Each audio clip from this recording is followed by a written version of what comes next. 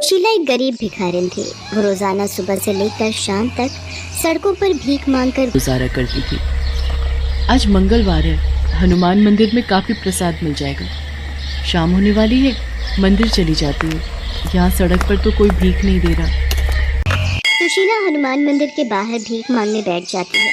मंदिर में आते जाते भक्त सुशीला को प्रसाद, पैसे और खाने पीने की चीजें दे रहे थे। सुशीला सारा सामान लेकर वापस घर की ओर चल पड़ती है। वो रेल की पटरी पार करके अपनी झुग्गी की तरफ जाने लगी। सुशीला जिस झुग्गी में रहती थी वो रेलवे स्टेशन के पीछे ही पड़ती थी। रात का समय था। अंधेरे में सुशीला को कम दिखाई दे रहा था। तभी सुशीला को किसी बच्चे के रोने की आवाज आती है। ये तो किसी बच्चे के रोने की आवाज है। वहाँ सामने कितनी तेज रो रहा है बच्चा। उसके पास कोई है नहीं क्या? जरा देखो तो। हे राम, इतना छोटा मासूम बच्चा इस रेल की पटरी पर कौन छोड़ गया? ये किसका बच्चा है? चुप हो जा बच्चे, चुप हो जा, चुप हो जा। सुशीला आसपास ढूंढती है। तभी वो देखती है कि एक औरत कराहती हुई उसे पुकार रही है। सुनो बहन, सुनो, तुम कौन हो और इस हालत में? मैं एक बच्चा चोर हूँ। मैंने इस बच्चे को कुछ देर पहले ही एक ट्रेन में से चोरी किया था, पर भगवान ने मुझे इसकी सजा दे दी। मुझे हार्ट अटैक आया है। मेरी सांस उखड़ने लगी है। मैं नहीं बचूंगी। मुझे नहीं पता वो परिवार कौन था। ये सोने की चेन इस बच्चे के गले में थी। मैंने इसे बेचने के लिए इसके गले से उतार लिया था। भगवान मुझे माफ कर दे। इतना कहते ही वो औरत मर जाती है। वो रोता हुआ बच्चा अब सुशीला की गोद में था। सुशीला इस दुनिया में बिल्कुल अकेली थी। वो बच्चे को अपने सीने से लगा लेती है और अपने साथ ले आती है। मुझे नहीं पता ये किसका बच्चा है। इतनी बड़ी दुनिया में मैं इसके माता पिता को नहीं ढूंढ सकती। अगर किसी गलत हाथ में चला गया तो इस बच्चे की जिंदगी खराब हो जाएगी। शायद भगवान की यही मर्जी है कि मैं इस बच्चे की देखभाल करूं। ये बच्चा मेरे जीने का सहारा बनेगा। मैं इस बच्चे को अनाथ नहीं होने दूंगी। मैं इसकी माँ बनूंगी। इसे पाल पोस कर बड़ा करूंगी। इस सोने की चेन पर त्रिशूल बना है, इसलिए आज से मैं इस बच्चे का नाम शिवा रखूंगी। उस बच्चे की गोद में आने से सुशीला के अंदर मानो एक नई उमंग आ जाती है। वो उसी समय जाकर 10 रुपए का दूध खरीद कर लाती है और बच्चे को पिलाती है। शिवा के आ जाने के बाद सुशीला ने भीख मांगने जाना बंद कर दिया। वो अब ज्यादातर समय शिवा की देखभाल में बिताने लगी। शिवा को अकेला छोड़कर मैं भीख मांगने नहीं जा सकती, और भीख के पैसों से मैं अपने बच्चे को नहीं पालूंगी। मैं अपने शिवा के लिए मेहनत मजदूरी करूंगी। हाँ, कल ही काम की तलाश में जाती हूँ। अगले दिन सुशीला शिवा को गोदी में लेकर काम की तलाश में निकलती है। सुशीला ईंटें ढोने का काम पकड़ लेती है। वहीं शिवा को कपड़े पर लेटाकर सुशीला सारा दिन मेहनत मजदूरी करती है और शाम को जो रुपए मिले उनसे वो दूध सब्जी खरीदती है। अब तो रोजाना ही सुशीला ईंटें ढोने का काम करने लगी। एक दिन ठेकेदार ने सुशीला से कहा, सुशीला बहन, तुम्हारी नजर में कोई साफ सफाई करने वाली बाई हो तो बताना, घर में जरूरत है। भैया जी, अगर आप बुरा ना मानो तो क्या आप ये काम मुझे दे सकते हो? मैं खूब अच्छे से काम करूंगी। हाँ, तो हमें क्या परेशानी होगी? जो पैसे दूसरे काम वाली को देंगे वो तू ले लेना।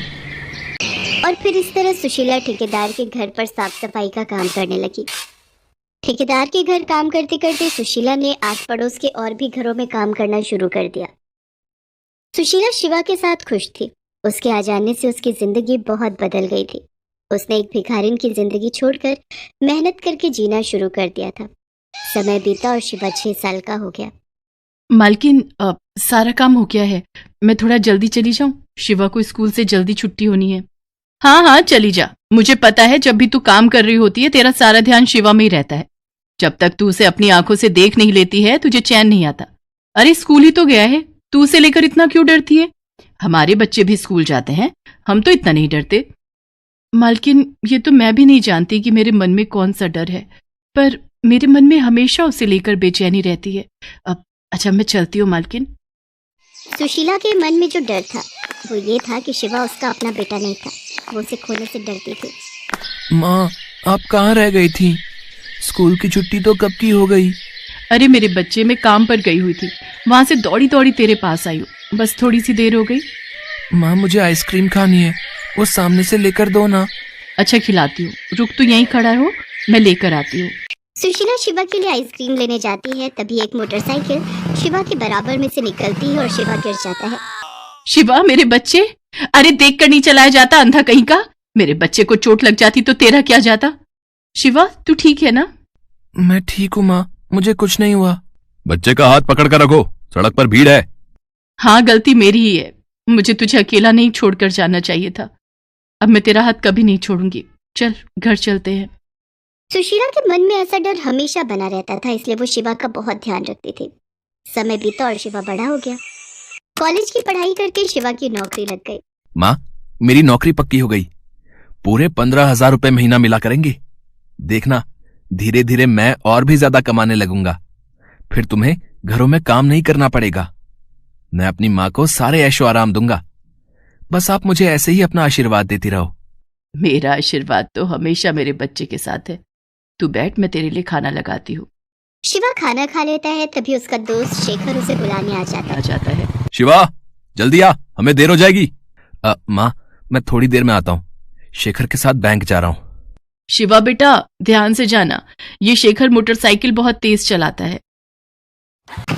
शिवा शेखर की मोटरसाइकिल पर बैठकर बैंक की तरफ चला जाता है। शेखर मोटरसाइकिल तेज चलाता था। अचानक सामने से एक गाड़ी आ जाती है और शेखर की मोटरसाइकिल का बैलेंस बिगड़ जाता है। वो लोग गाड़ी से टकरा जाते हैं। शेखर को ज्यादा चोट नहीं आती, जबकि शिवा के सिर पर गहरी चोट लगी थी। आस पड़ोस में लोग इकट्ठे हो जाते हैं और दोनों को लेकर हॉस्पिटल जाते हैं। शिवा बेहोश था, उसे होश नहीं था।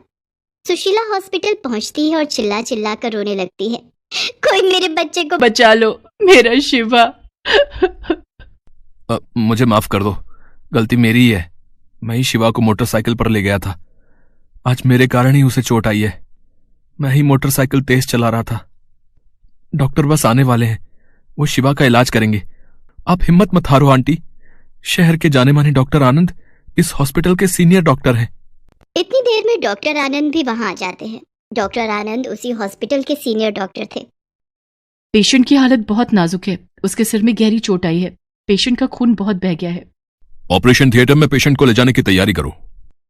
डॉक्टर साहब, मेरे बच्चे को बचा लो। शिवा के सिवा इस दुनिया में मेरा कोई नहीं है।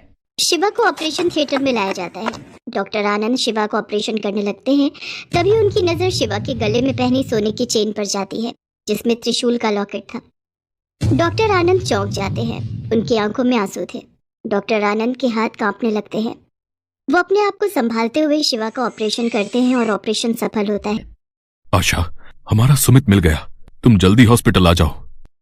क्या आप सच कह रहे हैं? हमारा खोया हुआ बेटा सुमित मिल गया। मैं अभी हॉस्पिटल पहुंच रही हूँ। शिवा डॉक्टर आनंद का 22 साल पहले खोया हुआ बेटा सुमित था, जिसे वो औरत सुशीला को देकर गई थी। डॉक्टर आनंद और उसकी पत्नी को सुशीला से सारी सच्चाई पता चलती है।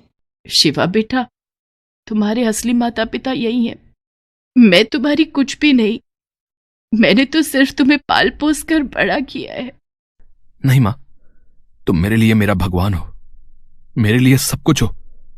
जिस माँ ने मुझे पाल पोस कर बड़ा किया, मेरी हर दुख हर संकट से रक्षा की, आज मैं उस माँ को छोड़कर अपने असली माता पिता के साथ नहीं रह सकता। मेरे लिए आप सब कुछ हो माँ। शिवा सही कह रहा है। आपने जो किया है वो कोई नहीं कर सकता।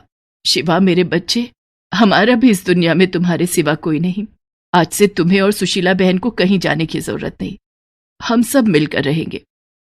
शिवा के लिए सुशीला ही उसकी माँ, उसकी सब कुछ थी, पर साथ ही साथ वो अपने असली माता पिता के लिए भी अपना फर्ज निभाना चाहता था। इसलिए उस दिन से वो सुशीला के साथ अपने माता पिता के पास रहने लगा। आज शिवा के वापस मिलने से उसके असली माता पिता के जीवन में खुशियां फिर से लौट आई।